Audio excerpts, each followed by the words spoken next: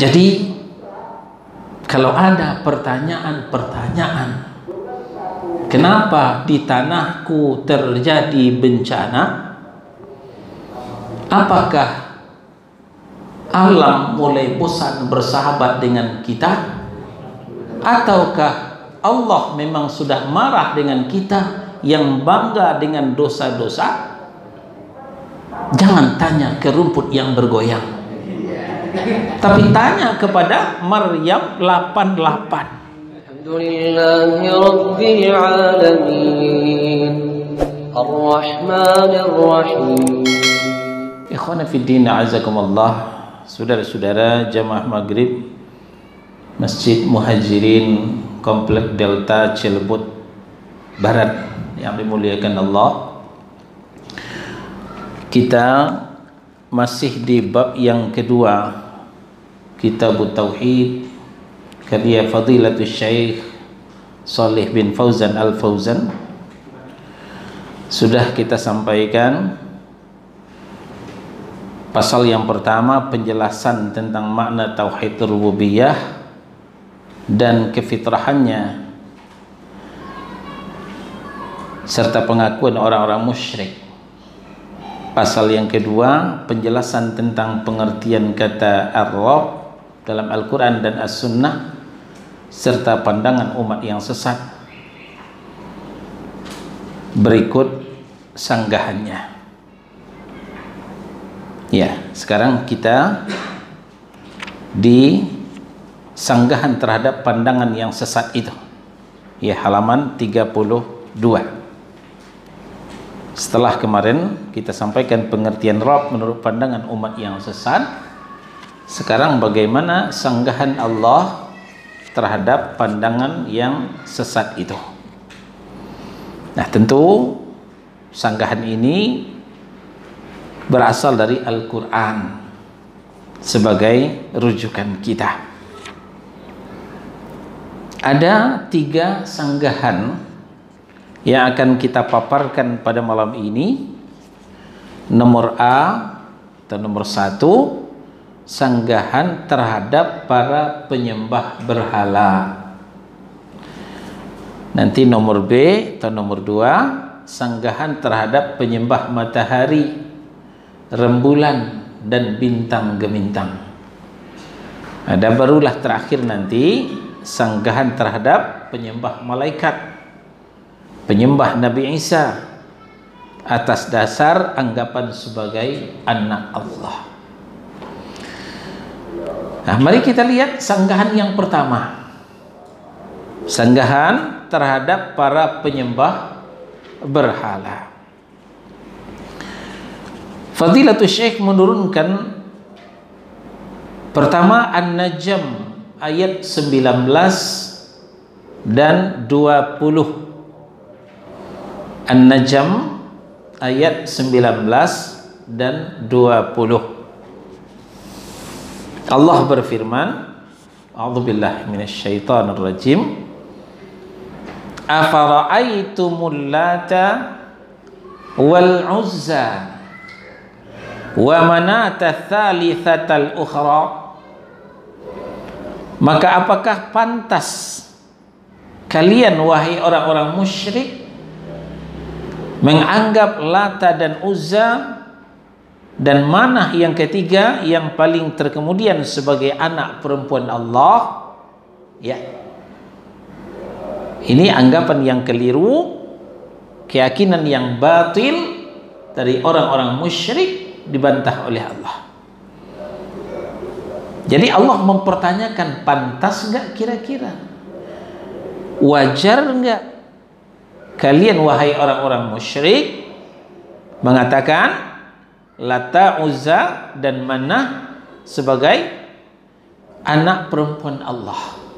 Ya, Lata, Uzza kemudian Manah sebagai anak perempuan Allah. Apakah itu pantas? Apakah itu patut?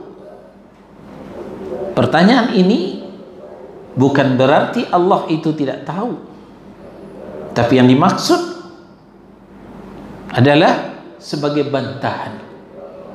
Inilah yang dikatakan dalam ilmu balaghah istifham lil inkari. Gaya bahasa bertanya, tapi sebenarnya bukan Allah tidak tahu, tapi Allah untuk mengingkarinya. Jadi sebenarnya yang diinginkan oleh Allah, yang dimaksud oleh beliau, tidaklah patut kalian wahai orang musyrik menganggap Lata dan Uzza dan Manah yang ketiga yang paling terkemudian sebagai anak perempuan Allah. Kenapa? Karena memang Allah itu lam yalid walam yulad. Allah itu tidak beranak dan tidak diperanakkan. Allah itu tidak melahirkan dan Allah itu juga tidak dilahirkan. Ya, ini bantahan yang pertama. Menurut Al-Qurtubi dalam tafsirnya, yang dimaksud oleh Allah adalah, sudahkah engkau perhatikan baik-baik? Sudahkah engkau pandangi benar-benar bahwa Tuhan-Tuhan ini, apakah mereka bisa mendatangkan manfaat ataukah mudarat, sehingga mereka itu dijadikan sebagai sekutu-sekutu, tandingan-tandingan selain daripada Allah. Padahal Lata, Uzza, Hubal, Manat itu adalah patung, ya, patung yang dipahat. Ma yadurruka wala ma la yanfa'uka wala yadurruka. Tidak bisa mendatangkan manfaat kepadamu dan tidak juga mendatangkan mudarat. Ya, benda mati. Apakah kalian perhatikan itu? Afala ta'qilun? Afala tatafakkarun? Bahasa Betawinya, kemana otak lu wahai orang-orang musyrik? Ya. Nah, ini demikian ditafsirkan oleh Al-Qurtubi dalam tafsirnya. Sudahkah engkau perhatikan baik-baik tuan-tuan ini, apakah mereka bisa mendatangkan manfaat ataukah mudarat, sehingga mereka itu dijadikan sebagai sekutu-sekutu selain daripada Allah Subhanahu wa taala. Masih bantahan yang pertama terhadap para penyembah patung, para penyembah berhala. Fadilatul Syekh menurunkan Asy-Syu'ara ayat 69 sampai 74. Asy-Syu'ara surah, ya, ayat 69 sampai 74. Watlu alaihim naba'a Ibrahim idh qala li abihi wa qaumihi ma ta'budun qalu na'budu asnaman fanadhallu laha 'akifin qal hal yasma'unakum idh tad'un aw yanfa'unakum aw yadurrun qalu bal wajadna aba'ana kadzalika yaf'alun. Bacakanlah kepada mereka, hai Muhammad, kisah tentang Ibrahim alaihissalam. Ya, Ibrahim alaihissalam, di samping beliau dikenal sebagai Khalilullah, orang yang sangat dekat dengan Allah, beliau juga adalah Abul Anbiya wal Mursalin, bapaknya para nabi, bapaknya para rasul. Karena dari anak keturunan beliaulah banyak diutus Allah, ya, sebagai nabi dan rasul.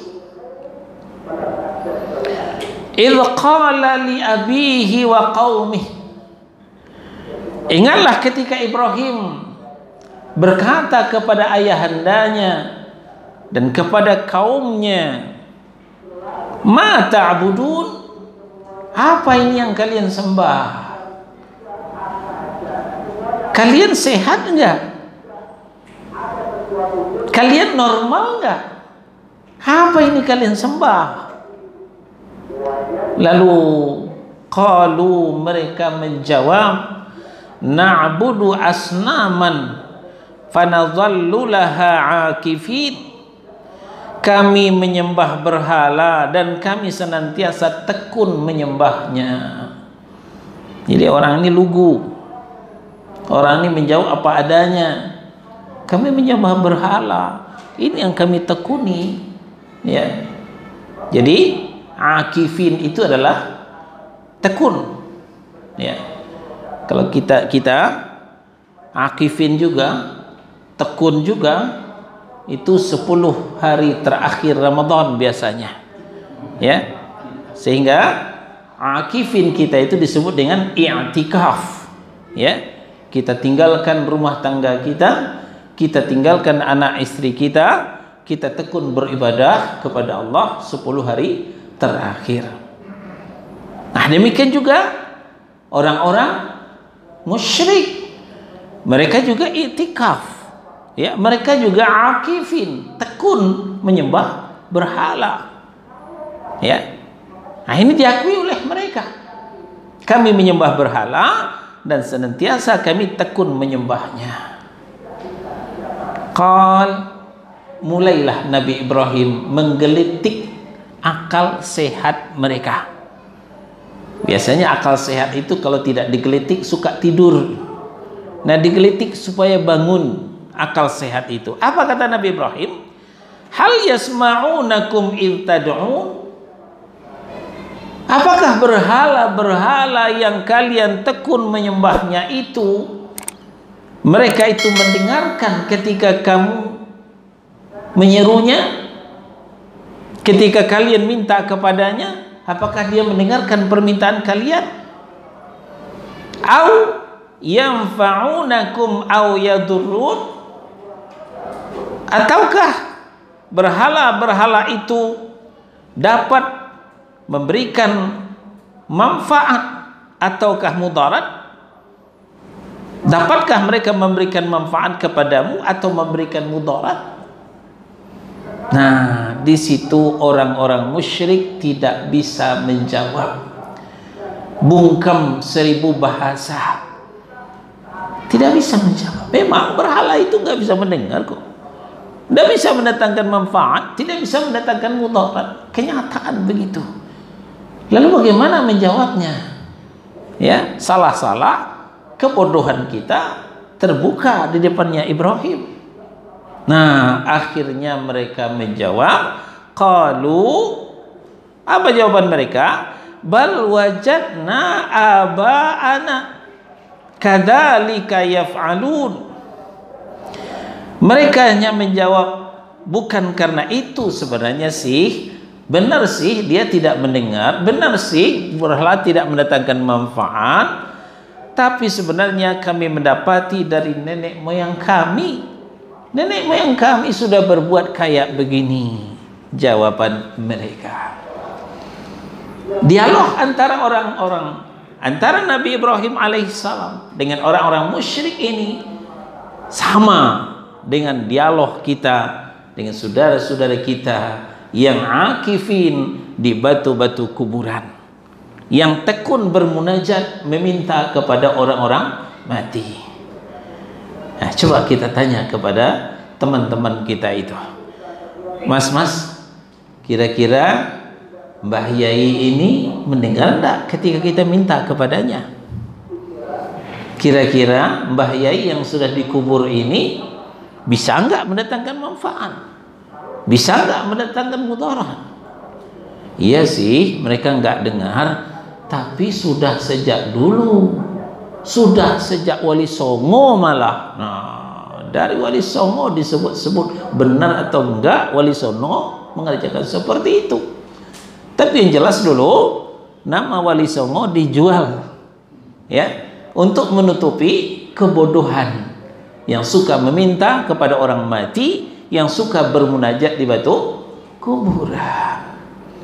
Nah, jadi Allah membantahnya dengan menggelitik akal sehat mereka. Mereka sepakat menjawab, berhala-berhala itu tidak bisa mendengar permohonan. Mereka mengaku tidak bisa mendatangkan manfaat, tidak bisa mendatangkan mudarat. Akan tetapi mereka menyembahnya karena taklid buta kepada nenek moyang mereka. Sedangkan taklid adalah hujah yang batil. Di awal-awal pembahasan Di antara tabir hidayah, penghalang hidayah turun, penyebab orang itu tersesat karena taklid buta. Ketika taklid buta, akal sehat pun lumpuh. Ya, nah, inilah kenyataannya orang-orang yang menyembah berhala, menyembah patung. Sekarang yang kedua, atau nomor B, halaman 33, sanggahan terhadap penyembah mentari, penyembah rembulan, penyembah bintang gemintang. Nah, di sini penulis rahimahullahu taala, penulis hafizahullahu taala menurunkan dua surah. Pertama Al-A'raf 54, yang kedua Fussilat ayat 37. Ya. Al-A'raf ayat 54, ya. Allah berfirman, "Wasyamsa wal qamara wan nujuma musakhkharatin bi amrih." Dan diciptakannya pula matahari, rembulan, dan bintang gemintang, masing-masing tunduk kepada perintahnya. Nya ini siapa? Allah Subhanahu wa ta'ala. Nah, jadi ketika menceritakan rububiyah Allah, Allah juga menciptakan matahari, Allah juga menciptakan rembulan, Allah juga menciptakan bintang gemintang. Kesemuanya itu tunduk kepada perintah Allah Subhanahu wa ta'ala. Nah, wajar enggak tuh kalian menyembah matahari? Padahal matahari itu ciptaan Allah. Kalian menyembah rembulan, rembulan itu juga ciptaan Allah. Kalian menyembah bintang gemintang, sementara bintang gemintang itu juga ciptaan Allah Subhanahu wa ta'ala. Masing-masing, kesemuanya itu tunduk kepada perintah Allah. Lalu kenapa kalian tidak menyembah Allah yang menciptakan matahari, Allah yang menciptakan rembulan, Allah yang menciptakan bintang gemintang? Nah, ini bantahan yang pertama kepada penyembah matahari, rembulan, dan bintang gemintang. Selanjutnya Fussilat. Fussilat ayat 37. Allah berfirman, "Wa min ayatihi al-lailu wan-naharu wasyamsu wal-qamar la tasjudu lisyamsi wala lil-qamar wasjudu lillahi alladzi khalaqahun in kuntum iyyahu ta'budun." Nah, mulai Allah menggelitik akal sehat manusia yang tersesatkan itu. Apa kata Allah? Wa min ayatihi, dan di antara tanda-tanda kekuasaan Allah, karena wallahu ala kulli syai'in qadir, Allah itu berkuasa atas segala sesuatu. Ya, banyak sekali ayat ini dalam Al-Quran. Innallaha ala kulli syai'in qadir. Ya, wallahu ala kulli syai'in qadir. Ya, banyak sekali ayat itu. Allah sesungguhnya berkuasa atas segala sesuatu. Nah, di antara tanda-tanda kekuasaan itu Allah tunjukkan, ya, Allah beritahukan. Apa itu?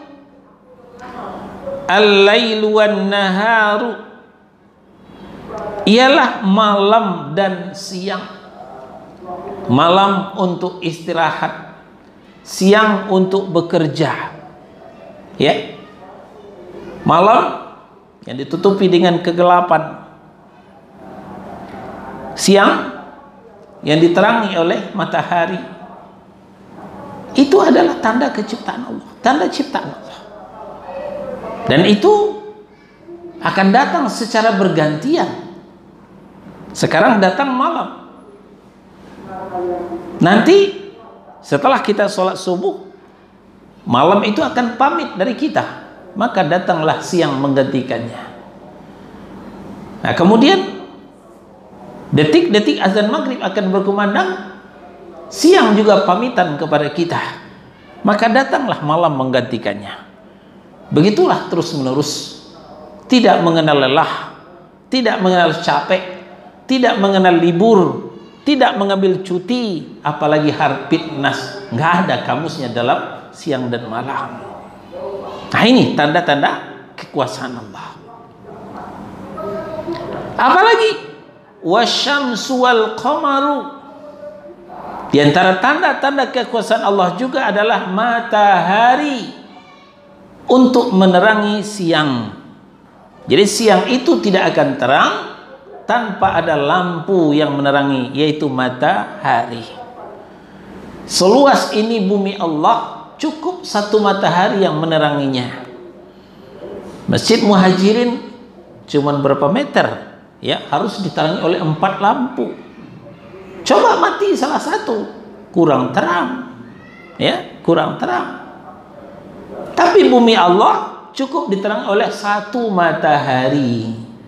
Tidak ada pembantunya. Nah, ini tanda kekuasaan Allah. Lalu wal qamar, dan rembulan. Rembulan ini tidak selamanya utuh. Utuhnya hanya tanggal 13, 14, dan 15. Nah, inilah bulan purnama. Cahayanya keluar secara utuh, maka terang benderanglah malam ketika itu.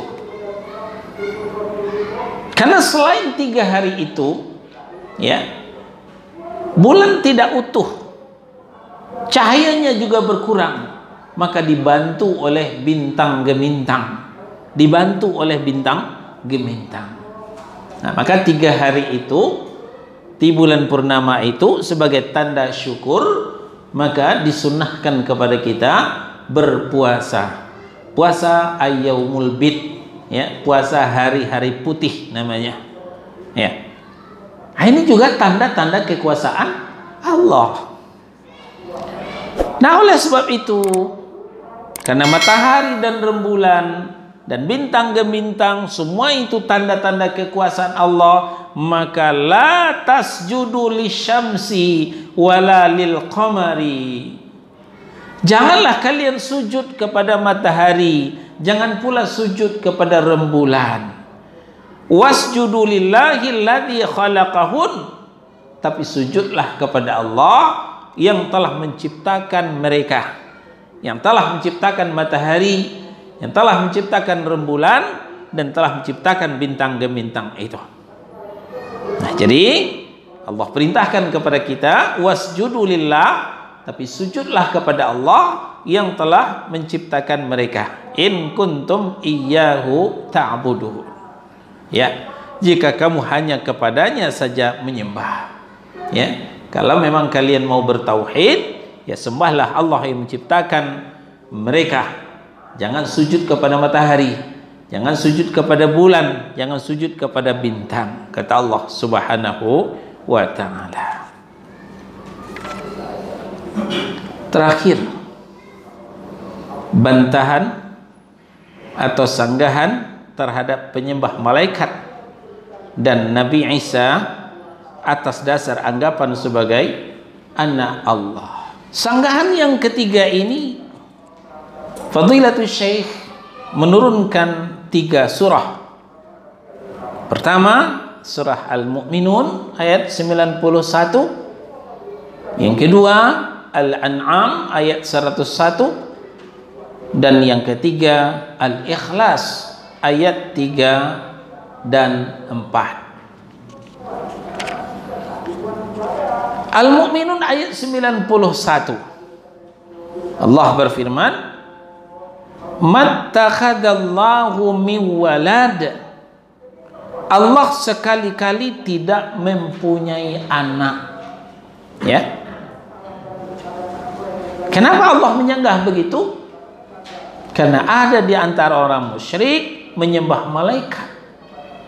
Menurut keyakinan mereka, malaikat itu adalah anak Allah. Ada juga yang menyembah Nabi Isa. Nabi Isa atau Yesus juga dikatakan sebagai anak Allah. Nah, maka Allah membantah melalui Al-Mu'minun ayat 91, mattakhadallahu min walad, sekali-kali Allah tidak mempunyai anak. Jadi malaikat itu bukan anak Allah. Nabi Isa itu bukan anak Allah. Nabi Isa itu, Yesus itu adalah anak Maryam, bukan anak Allah. Al-An'am ayat 101. Nah, di sini Allah menggunakan lagi istifham lil inkari. Anna yakunu lahu walad walam takul lahu sahibah. Bagaimana mungkin Allah itu mempunyai anak padahal Allah itu tidak mempunyai istri? Ya. Kalau ada anaknya tentu ada istrinya. Siapa yang menghamilinya? Menghamilkan anak itu.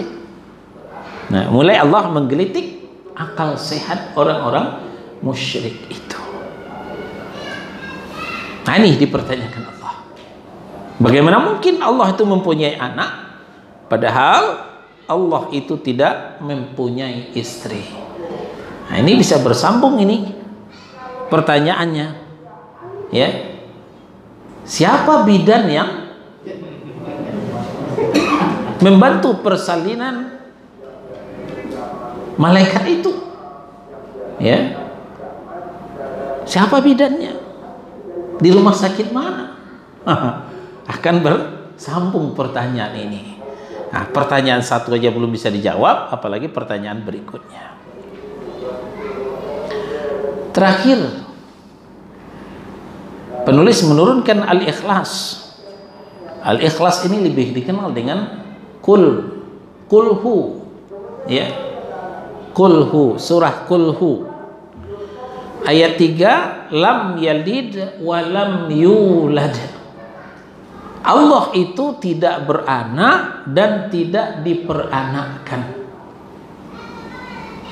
Tidak melahirkan dan tidak dilahirkan. Itulah Allah. Ditutup oleh Allah, walam yakul lahu kufuwan ahad. Dan tidak ada seorang pun yang setara dengan Allah.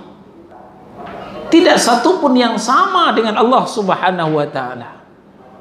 Nah, makanya merupakan keyakinan batil yang mengatakan ada anak Allah seperti malaikat, ya, dan juga seperti Nabi Isa yang diyakini oleh orang-orang musyrik. Hati-hati. Sekarang kita di November, bulan depan adalah Desember. Di tanggal 25 orang-orang Nasara memperingati hari lahirnya Yesus Kristus, anak Allah. Anak Allah. Orang-orang liberal merupakan pesuruh-pesuruh daripada Yahudi dan Nasrani, mencoba mengenengahi, ya. Mereka menjelaskan, ya, tapi setelah dijelaskan tambah tidak jelas. Aneh ya. Seharusnya dijelaskan jadi jelas, tapi semakin dijelaskan semakin ruwet. Apa katanya? 25 Desember itu bukan hanya hari raya Kristiani, tapi juga hari raya kita kaum muslimin. Kenapa? 25 Desember itu adalah maulidnya Nabi Isa. Bukankah Nabi Isa itu Nabi kaum muslimin juga? Nah, ini syubhat. Ini syubhat yang dibawa oleh orang-orang liberal, jaringan Islam liberal yang berganti baju dengan Islam Nusantara. Ya, ini yang akan dimantapkan, ya, Islam Nusantara, jelmaan daripada Islam liberal. Apa kata mereka? Bahwa Natal itu bukan hanya lahirnya Yesus Kristus anak Allah, tapi itu maulidnya Nabi Isa. Jadi kita Natal bersama, buatan nopo-nopo, ya. Kita mengucapkan selamat Natal, entar naon-naon, hancurlah sudah akidah kita. Lalu bagaimana kita menjawabnya? Kalaupun itu benar Nabi Isa dilahirkan 25 Desember, ini tidak ada tuntunan syariat untuk kita merayakannya. Jangankan merayakan hari lahir Nabi Isa, merayakan hari lahir Nabi Muhammad SAW saja tidak ada tuntunan syariat. Nah, lalu bagaimana mungkin kita akan merayakan lahirnya Nabi Isa? Apalagi tidak satu ayat pun Al-Quran berbicara bahwa Nabi Isa itu lahir 25 Desember. Tidak satu ayat pun Bible berbicara bahwa Yesus Kristus itu lahir 25 Desember. Nah, malah dengan keyakinan-keyakinan seperti ini malah akan mengundang bencana yang lebih besar. Nah, ini karena Desember sudah dekat, bagus kiranya kita perdalam apa akibat ucapan Allah mempunyai anak itu. Sekarang kita buka Maryam surah yang ke-19 ayat 88. Ya, ini sebagai bonus saja, tidak ada dalam kitab. Maryam surah yang ke-19 ayat 88, 89, 90, 91, 92. Sudah ketemu? Wa qalu ittakhadha ar-rahman walada laqad ji'tum syai'an idda takadu samawati yatafattarna min wa tanshaqqul ard wa takhirrul jibalu hadda an da'u lirrahmani walada wa ma yanbaghi lirrahmani ayyattakhidha walada. Apa kata Allah?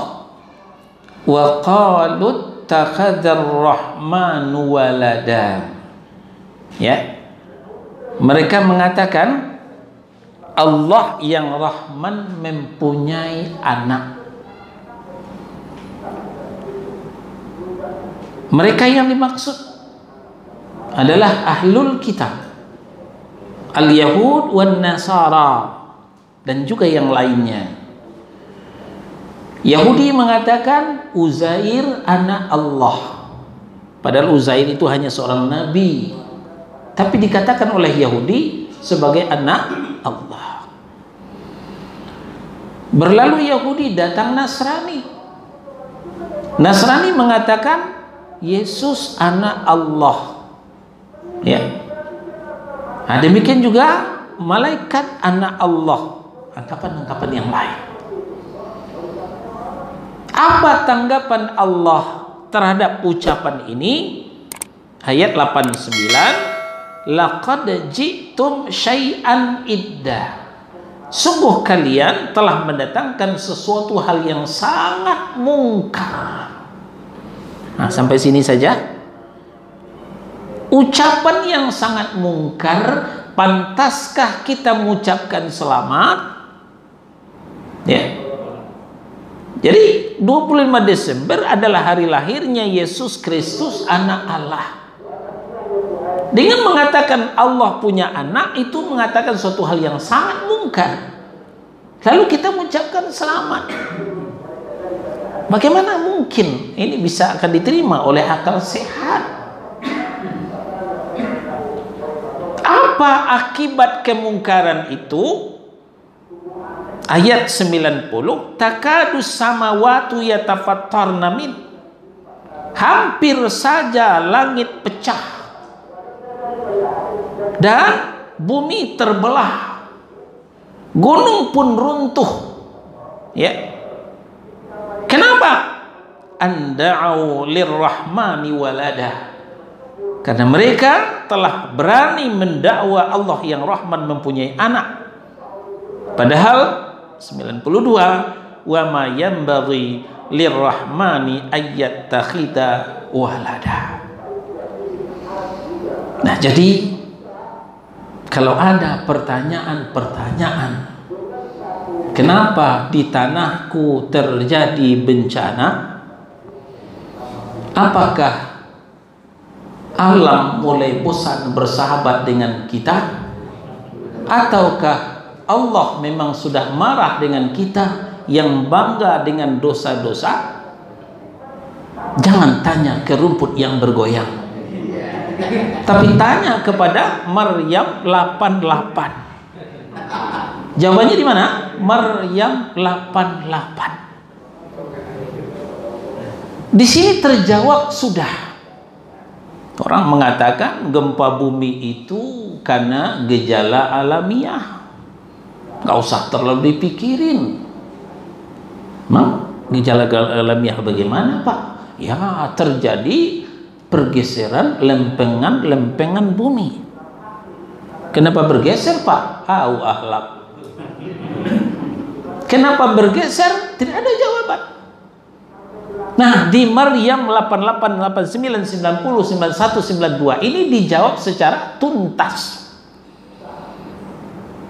Karena ucapan Allah mempunyai anak itu adalah sesuatu hal yang sangat mungkar, sehingga takadu samawati yatafattarna min wa tanshaqul ard wa takhirul jibalu hadda. Hampir saja langit pecah, bumi terbelah, langit pun runtuh. Jadi ternyata mendengarkan Allah mempunyai anak itu, bumi mules perutnya. Kalau kita mules gimana? Menggeliat kan? Ya, bumi menggeliat. Nah, terjadilah pergeseran lempengan bumi. Nyambung. Jadi apa yang disampaikan Allah dalam Al-Quran sinkron dengan penelitian ilmiah. Nah, tapi sayang, mereka yang rajin mengadakan penelitian ilmiah tidak mau tawadhu, tunduk kepada Al-Quran. Ini yang disayangkan. Nah, mudah-mudahan kaum muslimin bisa memahaminya, bahwa ucapan Allah mempunyai anak itu tidak main-main. Ini sangat sensitif. Jangankan bagi kita, bagi makhluk yang tidak punya akal pun sensitif. Langit tidak sudi mendengarkannya, hampir pecah dia. Bumi mau terbelah, gunung pun runtuh. Jadi semakin banyaklah gempa bumi, semakin banyaklah tanah longsor. Ya, kenapa? Ucapan Allah mempunyai anak. Dan ini kalau kita konfirmasi kepada Yesus itu sendiri, Nabi Isa itu sendiri, ternyata beliau tidak pernah mendakwakan dirinya sebagai anak Allah. Malah Yesus itu sendiri mengajarkan tauhid. Ya. Ini bisa kita lihat dalam Al-Maidah ayat 72. Al-Maidah surah yang ke-5 ayat 72. Apa kata Allah? Laqad kafara alladhina qalu innallaha huwal masih ibnu Maryam wa qala al-masih ya bani Israil a'budullaha rabbi wa rabbakum innahu may yusyrik billah faqad harramallahu alaihil jannah wa ma'wahu an-nar wa ma lidh-dhalimina min ansar. Apa kata Allah? Laqad kafara alladhina qalu innallaha huwal masih ibnu Maryam. Ini sanggahan terhadap orang liberal. Di mana kiai liberal dulu mengatakan Kristen itu bukan kafir. Itu pandai-pandai ustadz aja itu, pandai-pandai ulama aja itu. Yang benar Kristen itu bukan kafir, kata Pak Yai mereka. Dijawab oleh Allah, laqad kafara alladziina qalu innallaha huwal masih ibnu Maryam. Sungguh kafirlah orang yang mengatakan bahwa Allah itu adalah Al-Masih putra Maryam. Kenapa? Karena waqala al-Masih ya bani Israil a'budullaha rabbi wa rabbakum. Al-Masih itu sendiri mendakwahkan, hei Bani Israel, beribadahlah kepada Allah saja, Tuhanku dan Tuhan kalian. Tahu kan? Al-Masih dakwahnya tauhid, sama dengan Nabi Muhammad SAW. Tidak mendakwahkan trinitas. Malah Al-Masih mengancam. Apa kata Al-Masih? Innahu may yusyrik billah. Sesungguhnya barang siapa yang musyrik, mempersekutukan Allah, faqad harramallahu alaihil jannah, maka Allah telah mengharamkan surga untuknya. Wa ma'wahun nar, tempat mereka adalah neraka. Wa ma lidzalimina min ansar, dan tidak satu pun yang akan menolong orang yang zalim itu, kata Al-Masih. Perkataan Al-Masih ini diabadikan oleh Allah dalam Al-Maidah surah yang kelima ayat 72. Al-Maidah ayat 72 ini seiring sejalan dengan kitab suci mereka. Nanti periksa dalam Injil Markus pasal 12. Ya, ayat 28, 29, ayat 28. Lalu seorang ahli Taurat yang mendengar Yesus dan orang-orang Saduki bersoal jawab dan tahu bahwa Yesus memberi jawaban yang tepat kepada orang-orang itu, datang kepadanya dan bertanya, hukum manakah yang paling utama? Ini pertanyaan orang-orang Taurat kepada Yesus. Ayat 28. Ayat 29, jawab Yesus. Perhatikan baik-baik. Hukum yang terutama ialah, dengarlah hai orang-orang Israel, Tuhan Allah kita, Tuhan itu Esa, bukan Trinitas. Ayat 30, kasihilah Tuhan Allahmu dengan segenap hatimu dan dengan segenap jiwamu dan dengan segenap akal budimu. Ternyata Yesus itu membawa tauhid, bukan membawa trinitas. Jadi sempurnalah sudah bantahan Allah terhadap penyembah malaikat atau penyembah Nabi Isa yang dianggap sebagai anak Allah. Alhamdulillahi Rabbil Alamin, Ar-Rahmanir Rahim,